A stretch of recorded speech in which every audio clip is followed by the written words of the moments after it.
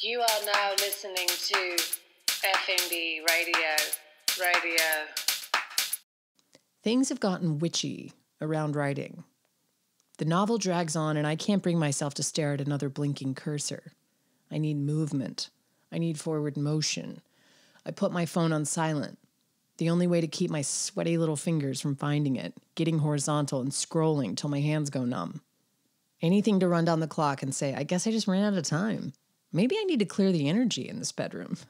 Where are the matches? Who's always taking my matches? I didn't go to Babazon Cannon and stuff one matchbook in my bag while the cashier was typing in my order and another 3 in my bag while they poured my coffee to not have a matchbook. Why is it that even though the matchbooks are, quote, with our compliments, it always feels like the officer behind the hose stand is disappointed in you for taking them?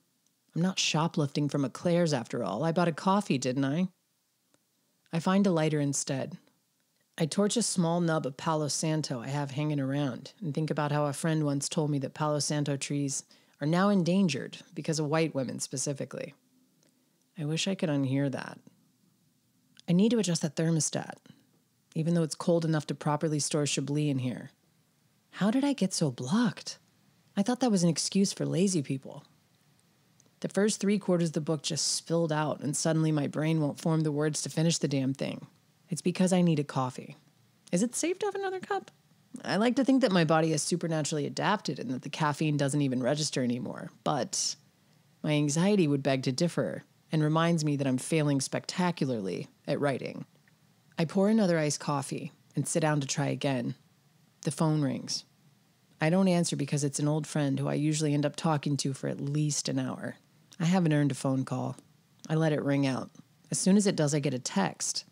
Hey, call me, I have some bad news. In modern times, you find out about people you know dying via text. It's a cruel way to relay this kind of delicate information because even if you preface it with, hey, call me, I have some bad news, instantly, their deepest and worst fears rise to the top. The people you love the most. I suppose it's your brain's way of protecting you. If you can guess who it is, then you take away the power of whatever horrors await you on the other end of the line. The unintended consequence of this is that by the time they tell you who actually died, even if it's a matter of seconds, somehow you don't care quite as much as you would have if you found out by any other means. Of course you care. But compared to the person you instinctually thought was dead, the real corpse doesn't have the same gravity. I brace for who I think my friend is talking about. Based on the stage of life when he and I were closest, I used context clues to create a Venn diagram in my head of who we knew and would be most relevant to both of us. I dial it in even further by trying to figure out how he would have found out before me and who that indicates. It hits me like a frying pan to the face. It must be Deborah. Deborah was my first chosen mentor. We all get mentored by different people as children. Our parents first, with any luck. Then our teachers, or coaches, or in my case, community theater directors and older men with good taste in music. But Deborah was the first one I saw and thought, man, I want to be just like her. She liked me too. I reminded her of her younger self, and a thread of invisible light sort of bound us together for the 3 years that I worked in her restaurant. She co-owned it with another woman named Mary Catherine. I cared for Mary Catherine too, just not in the same way. She was a large, quirky, madcap woman who drank San Pellegrino in a Hefeweizen glass with ice and lime wedges. A ridiculously fussy preference when you're the owner, considering there's an unspoken rule that every time the owner comes into the restaurant, the staff is supposed to bring them their favorite refreshment. Are the steins clean? Oh, we only have 4, and they just came out of the dishwasher, so they're hot? Fuck. Let me hand wash it. God damn it. Now there's lint on it. Put some ice water in it. Oh, wait, now it's too cold and we can't polish it because of the condensation? Great. Deborah never wanted water. She carried around cans of what she called blue water, a Stop and Shop brand of plain seltzer. This predates the LaCroix craze and makes her a pioneer in my mind. The image of Deborah in her big Chanel sunglasses with bright pink lipstick, sauntering into the dining room, her hair a helpless, thinning mess, but somehow implying that maybe she had just been laid, stings as the phone rings and I wait for my friend to pick up. With each passing ring, my chest tightens. I hadn't spoken to Deborah in at least 10 years. We had a falling out years before. In my early 20s, I had a deadbeat boyfriend who would wake up from a cocaine hangover around 4 p.m. and lurk around the restaurant waiting for me to get off work. I knew he was broke, but I didn't understand to what extent. I would always emerge from my shift flush with cash and ready to party, so it was easy not to notice that I was supporting both of us. Because I was the golden child and it was that kind of place, the bartenders just kept his tab going for weekends at a time. An order of cannelloni here, a frisée salad there, they all started to pile up. There was a bartender at the time who had just been promoted shift manager, and he discovered this pesky little check that never seemed to get closed. He pulled me aside and told me that said deadbeat had run up a tab of over $300. Now, this was way more than I had made during my lunch shift, but I begged him to let me go to an ATM and make it right. He said if I wasn't back with the money in 10 minutes, he would have no choice but to tell Deborah. I tore out into the cold, through Harvard Square, and went to every ATM I could find trying to cobble together a few different withdrawals. In 2007, before high-speed internet was everywhere, I could hack the ATM when I was low on cash by keeping a minimum of $20 in my account and then hitting it for $300. If it was on a weekend, the charges wouldn't process right away, and I could do this multiple times from multiple ATMs and get up to $1,000 before the systems caught up and declined the card once and for all. But this piece of shit had blown my last chance 20 by using my card to take a cab to the restaurant. I slunk back to the restaurant like I was walking to my own execution. Taking the long way, smoking mindlessly, and racking my brain for some solution I hadn't thought of. Someone would loan me the money. Surely I had cachet stored up somewhere. I trudged up the stairs to find the rat bartender turned manager sitting in the corner whispering his sniveling secrets to Deborah, whose face looked like a tea kettle. They called me over and Deborah proceeded to dress me down in a fiery rage. I didn't even defend myself. She had never talked to me like that, and I was brokenhearted that somehow the thing that had fractured our precious relationship wasn't even something that I had done. I had taken her trust for granted, risked it, and lost. The last thing I remember her saying to me was that I had better put a fucking smile on my face and go upstairs and dazzle them all like always. Not long after that, I moved to New York City for good, and I never saw Deborah again. Now that I was sure she was dead, I was kicking myself for letting so much time pass.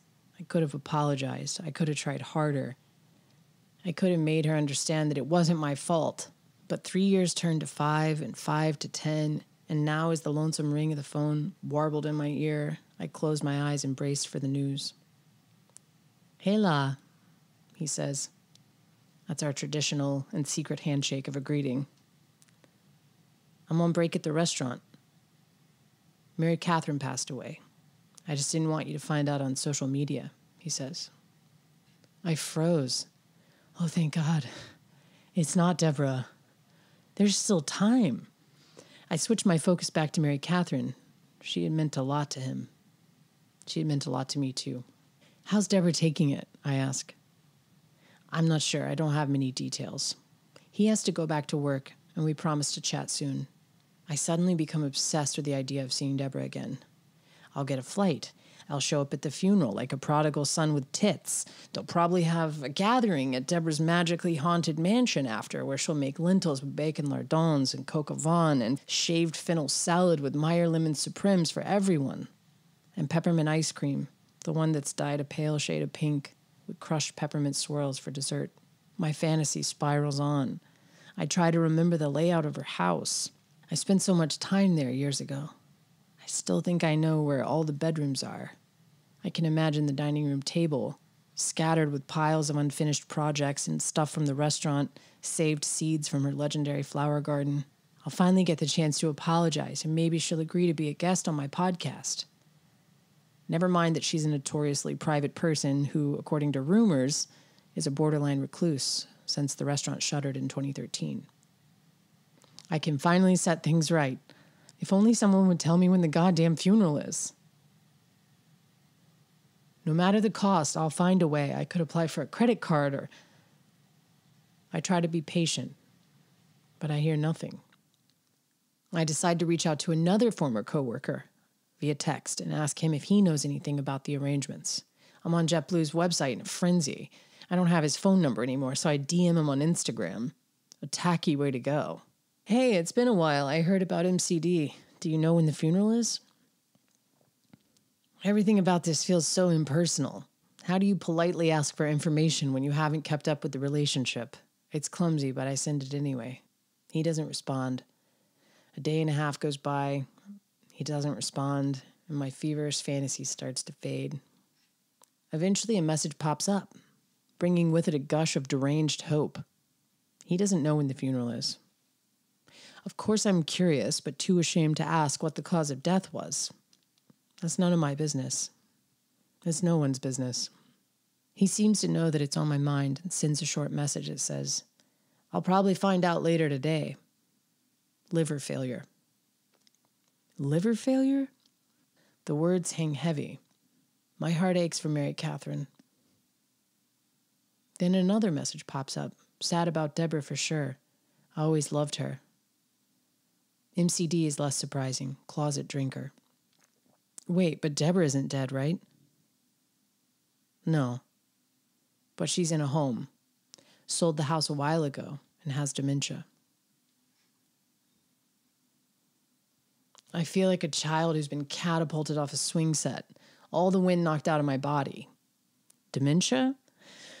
Perhaps worse than being dead, living dead, not able to remember who you are, not knowing how incredible she was. No access to how magnificent your restaurant was or how you were the toast of the town, an icon even. Did she even know that her partner of 50 years died unexpectedly? Not able to accept or understand or even want an apology from someone she can't remember. I release her once again and let go of any expectation that I could rewrite our ending. I feel shameful for overlooking a woman who has actually passed on for someone who is still here but out of my reach. The past is a cold place to dig around in, even if the memories are sweet and scented with peppermint. Sometimes you have to accept that you don't always get a second chance. This isn't a rom-com. This is your life. And perhaps you don't need that Palo Santo either. Those trees will be extinct any minute now.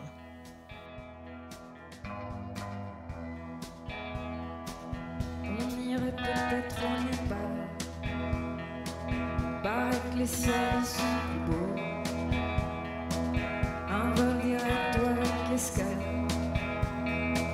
pour passer de nuit à Oslo.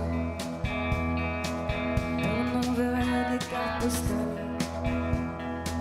Je laisserai un mot sur le frigo. On déciderait de se faire la malle.